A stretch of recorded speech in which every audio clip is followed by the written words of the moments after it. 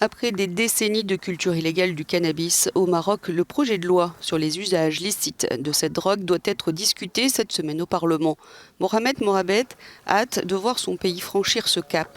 À 60 ans, cet agriculteur a l'habitude de vivre dans la peur puisque cela fait des années qu'il cultive la marijuana pour le marché noir dans la région de Ketama. Il veut sortir de la clandestinité et pouvoir marcher la tête haute.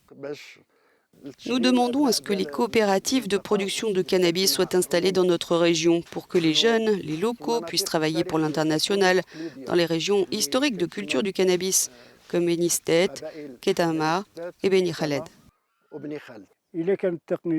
Si la légalisation est de notre intérêt du point de vue du prix de vente, ce sera bon pour nous. Nous n'aurons plus de problème.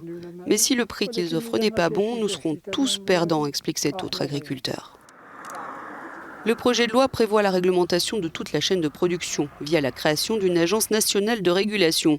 Le but est de reconvertir les cultures illicites, destructrices de l'environnement, en activités légales durables.